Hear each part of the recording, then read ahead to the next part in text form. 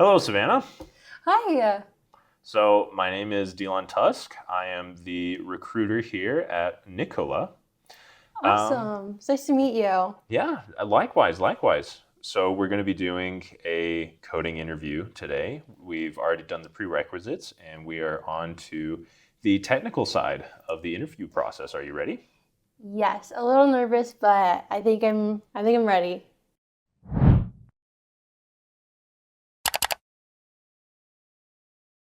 Let's get right into it. So, Okay. we have a problem here for you. It is an algorithmic sorting problem. Um, Would you go ahead and open up that and we'll take a Mhm. look at it together? Yeah, sounds good. All right, I've opened it up and I've seen that we're doing a palindrome equation. Can you explain a little bit more what a palindrome is before I start? Sure, yeah. So a palindrome is basically like a word where if you take the spelling of the word and reverse the order of all of the letters, it will spell the same. A classic example is like race car. Race car spelt backwards is still race car. Oh, okay. That makes more sense. So would you like me to start on example one, where it says a man, a plan, a canal, Panama, and start with that one? Yeah. So Okay. if you see in the explanation, it shows that the string together, a man, a plan, canal, Panama, is a palindrome. And we'd like to see if you can test and see if the output is true. Okay, that sounds good. Right now, kind of what I'm thinking is that it'd be good to start with a pointer that starts at like the index of 0 if I wanted just to like do the string. So I'm just gonna set like I to 0. Forgo the names right now. I'll fix those later to be like more memorable. And then we'll do J. We'll set that one to length of string, and then we'll do -1 because we're gonna do it in Python. So then if we do that, um, let's see. Okay, so I've found where the two starts are. Kind of what I'm thinking is then to just set a variable to true. So um, like is palindrome just to check um, equal to true. Okay, and then kind of what I'm thinking is it'd be good to go through a while loop, and what I want to do is then compare I and J. And so I think that would best be represented in a while loop while I is less than J. Um, and then we're going to compare if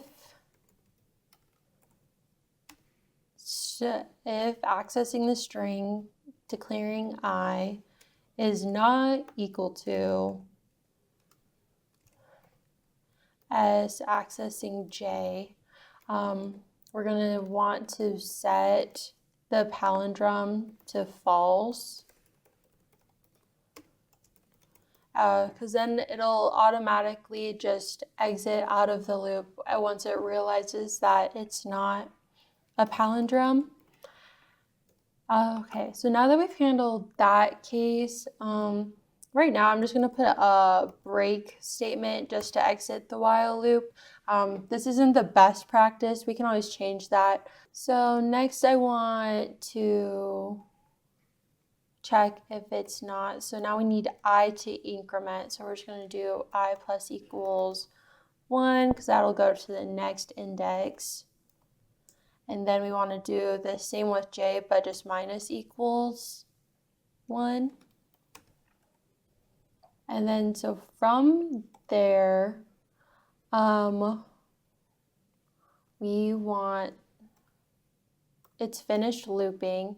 So now what we want to do is to make sure that everything's correct when we're in it. So what I'm going to look at is doing if is palindrome we're going to print true, and then just have an else statement where it prints no.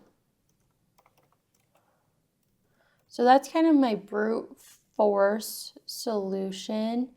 What are your thoughts? Well, let's run it and see.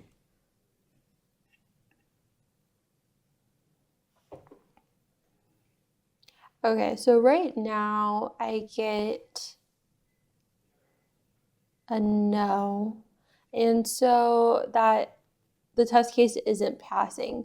So kind of what I'm thinking is that it looks like you have the commas and a colon and spaces. Are those something that you need me to remove? Why don't we try that? Why don't we try using some sort of functionality within Python that we can remove those and see if the program then runs. Okay, that sounds like a good idea. I probably should have clarified that before working on my solution, but thank you for steering me in the right direction. So if we were to change this, I'm going to want to keep my indexes. I have my string. I really like that. A good way to maybe do that, I'm just going to comment out is palindrome. I'm going to comment that out for right now. I'm going to keep my while loop because I still like that. But one of the things that Python does have where we could do that, so if not si, which is accessing the first index, they have is alnum, which is actually a way to get rid of anything that isn't in alphanumeric order. So that would disregard anything with a space, with a comma, and a colon. So that's how we can address that situation. So then we do if not si is alnum, and then we'd want to move the I plus equals in there. So, okay. So we've accounted for I.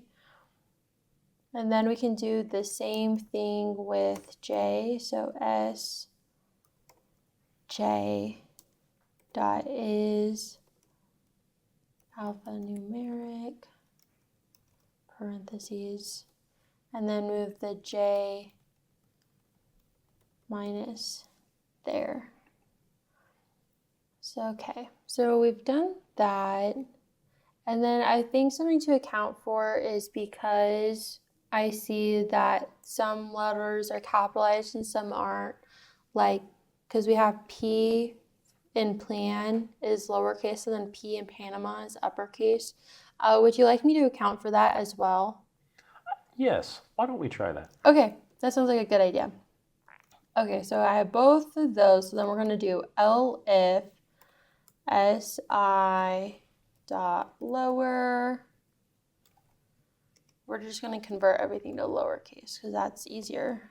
Sj dot lower colon, and then if that, then that would just return false. Okay, so we've done that. Now, if we just need to account for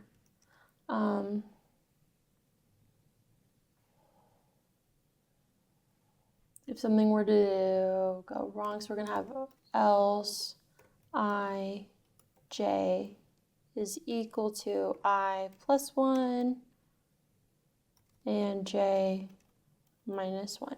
Because this just ensures that it keeps iterating. So we have that while loop. I can get rid of the if-else statement below, and then we can just return true once we're outside, just like that. And would you like to know like the algorithmic efficiency of this equation? Yes. Would you like to show us that? Yeah, so algorithmic efficiency, looking at this, setting like I and j, that's of course O of 1. Um, that's the same case with any if or elif statements, but the while loop, because it's iterating everything over exactly once, then this would be O of n. So this would be an O of n solution, which I don't think is maybe the most efficient way, but I do think that this is a successful way to do it. So if we were to run it, oh, I accidentally put this as lowercase, my bad. We can look at it after. And it looks like case 2 passes, but case 1 isn't passing.